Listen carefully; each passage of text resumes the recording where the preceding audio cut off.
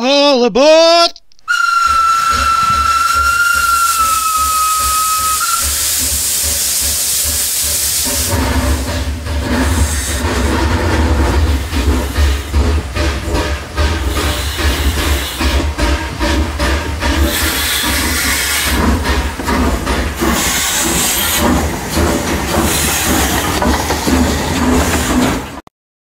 Well, hello there to this week's edition of Shaky and Shit.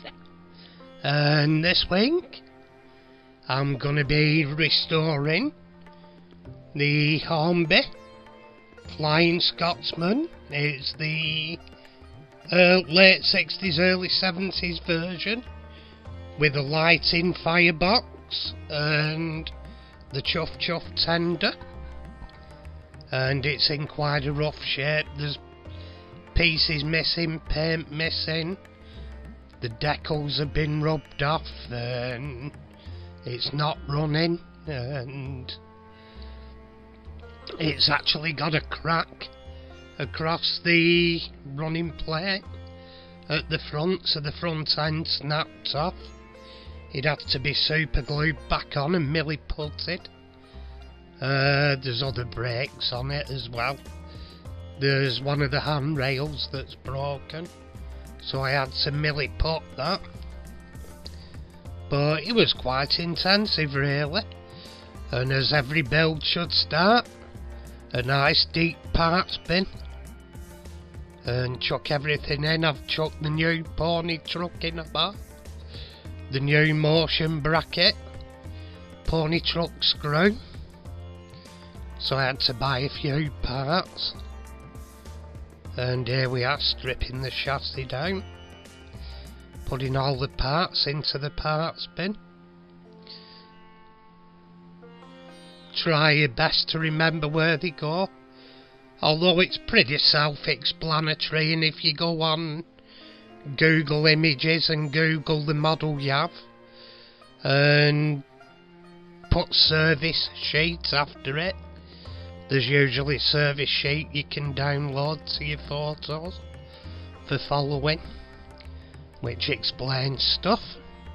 Anyway, taking the motion brackets off there, and what I've done, I've taken them off and then I put the screw back in to hold the main one on, keep all the wheels together. I could in effect take it off, because as long as I don't take the wheels off, I'll move them from where they are in the chassis. When I put them back on, they'll go back to where it was. It won't alter the quartering. And anyway, here we're testing the motor. We had a good motor to start with, so always a bonus. Always a bonus if your motor runs. And here I'm checking the bulb, and we've got a working bulb for the firebox, so that's happy days. And I'm just taking the screw out there for the front leading trucks bracket, and what I'm doing here, I'm giving it a good wash down in meths, get rid of all the old oils and grease and dirt, give it a damn good wash down in meths. And at this point, I'm polishing the motion bracket, or the connecting rods, if whatever you wish to call them. I did them all, give them all a good polish. These were a bit more resilient to using a buffer, although I'd probably done better if I'd have used the felt buffer. Anyway, chuff, chuff, chuff, chuff, chuff, chuff, chuff, chuff. Woo woo. Anyway, here we go, testing the motor. Oh no, there I was spraying the motor with the carb cleaner. And at this point I'm taking the rivet out because I broke the insulating pad that holds your carbon brushes on. I snapped it, so I ordered a new one. Well, I actually took one off another. I took a plate off another loco because I broke the new one. I put on I put a new one on this one and I broke that one, so I had to salvage another motor plate off another Triang loco. But I sent for the parts, and I've got the parts to repair that motor when I do that build. There's where I'd put it on, but I snapped it when I were putting the actual carbon brushes back in the motor. It's actually a good part, but it's me. I screwed it up. And here I've cleaned the insides of the motor with methylated spirits, and I'm re-soaking the felt pads with oil. It'll soak down eventually. And there we go, nice free spinning motor. I'm spraying the brushes with carburetor cleaner. Clean all the grime off them. There we are, spray that one as well. And then give it a quick wipe with a J-cloth. And once motor's back together, give it a quick test. And there we go. Happy as a fanboy. And here we just put in oil on the chassis. At this point, where I'm just doing a absolute full rebuild, I'm not that worried, because it's not run for absolute years. I'm not that worried about getting oil in places, because it'll more than likely get stripped. Once it's been run for a while, I'll probably strip it, then lightly lubricate it.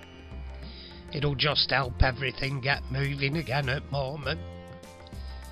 And here, there I'm just soldering wires back onto the motor. I actually did it again later, and when I did it later I remembered to put some heat shrink on. I did a tidier job and put heat shrink on. But here I'm checking the motor spinning the chassis, which you can see it is doing. Quick spin, but there we go. It's off, spinning the chassis around, so well, spinning the drive wheels around, so happy days. And here I'm checking it spinning on the firebox is working. And it is, absolutely beautiful. We're off again. Hey, hey, hey, smarter than your average bull. There we are, checking on other wheels, checking for continuity. There were a part where while they were stripping down and stuff and fiddling, I got my polarity wrong. I actually pulled the insulated sleeve off the spring on the other terminal. I wondered why it was sparking, because obviously it was shorting. It was, once I put it back, we were happy days again. And at this point I'm scrubbing the motion gear with silver water salt and wire wool to get rid of the rust and tarnishing and stuff from being stud. And at this point I'm assembling it again, putting the motion brackets and everything back on, screwing it up. I had to do certain bits because it had been battered a bit. Some of the motion brackets touched each other when the motor was spun, so it locked it up and it won't work, so I had to bend them back into shape where they would have been. Then after that were done, I checked them again in a minute. You'll see me checking.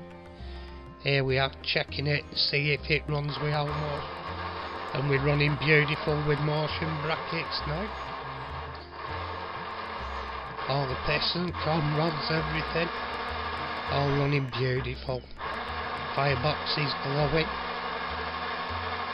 All splendid.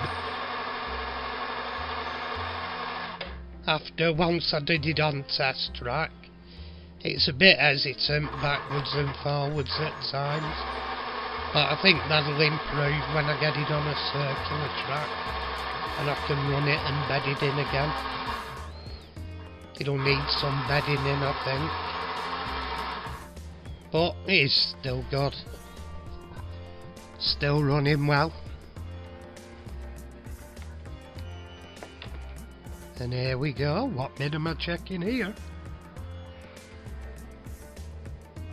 Oh, I'm just checking on front wheels. There we go. Beautiful. So I've got power to all wheels really. And I've turned it round, I think, do it in the opposite direction. Check as much things as you can before you reassemble. It does help. Give it a nice run.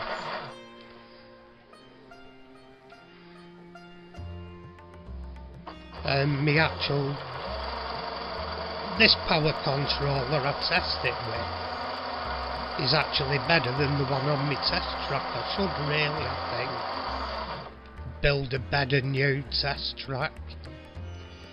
I think that might be my next thing, one of the next things for the channel. Build a decent test track. And anyway, at this point, there was a horrible old seam line on top. And what I did, I scraped it. There you are, there's where the front end fell off. Or were taken off, it were broken anyway. So that needed to be super glued on later. But here what I'm doing, I'm scraping off the seam line. The real locomotive wouldn't have had a seam line.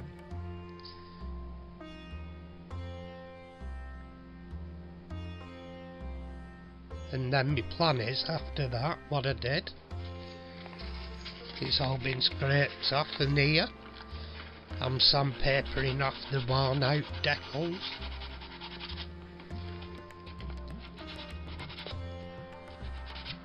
I probably could have used lighter sandpaper because it showed up a bit. After this point it all went a bit peaked on, because once I'd buffed it up, I buffed it up in a bit with silver water salt, and then that's where I went wrong.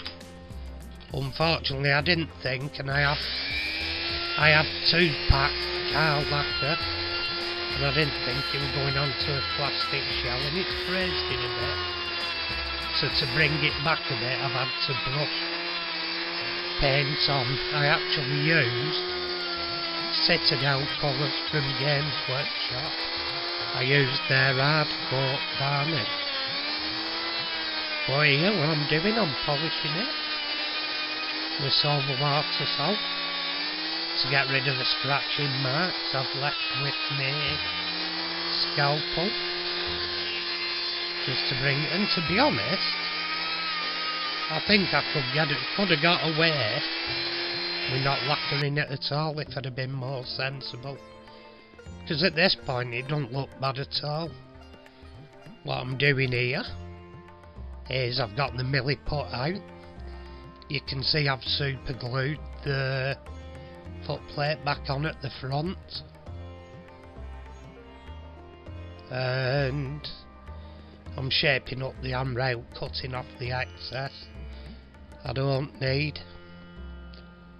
And at this point I'm painting on the white boiler bands. Takes a really thin brush and a steady hand. A steady hand! Jesus. Sweet galloping Jesus. Yeah, I don't have one of them.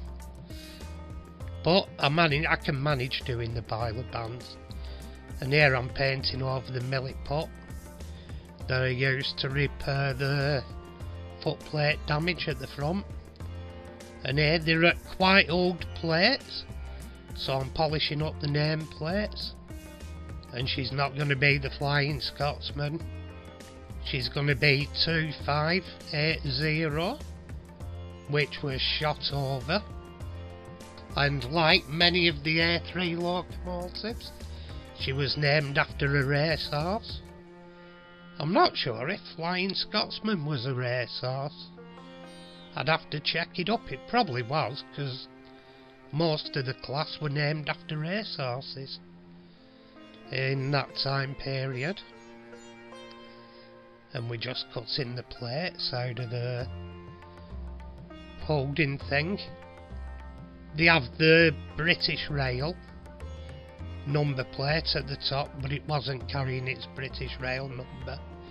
It's carrying its LNER pre-1945 number. And at this point I'm repairing the chuff box that goes in the tender. I've super glued some sand onto it, and here we are, a little bit of a testing the tender. Happy days, and a quick reassembly of pony trucks, etc. Putting them back onto the loco. It's a nice point, this, where they all go back together. It's a sort of happy place. And anyway, here's where we finished up.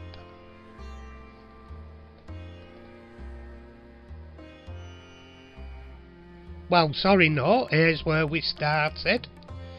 The starting point. A worn out flying Scotsman that had been broken and had missing parts. And it's, here we have, it in its new guise as another one of the class. 2580 shotover. And quite beautiful again. It'll be nice when I can get it on a circular layout and get it all tuned and working proper. It's good now, but it'll be good with a run and final little tweaks. It'll be a beautiful little loco. And really, to be honest, it's a nice replacement, because the one I got as a kid, he got taken back to the shop 3 times, and after the 3rd time my dad just said keep it. So I think I got a total of, because of the fault on it, I got a total of 10 minutes playing time out of it, out of all 3 times I had it. So it was something that was never to be, having a flying Scotsman for any duration of time while I was a kid. I ended up later getting the LNER HO 4F set, and that one was mega reliable, and I had absolute hours of enjoyment out of that. But here's the one that got away with me when I was a kid. Anyway, thank you for watching. Please subscribe. If you've subscribed, thank you very much. And don't forget to press that bell icon for notifications and give us a thumbs up. Tatty pie, everyone. Tatty pie.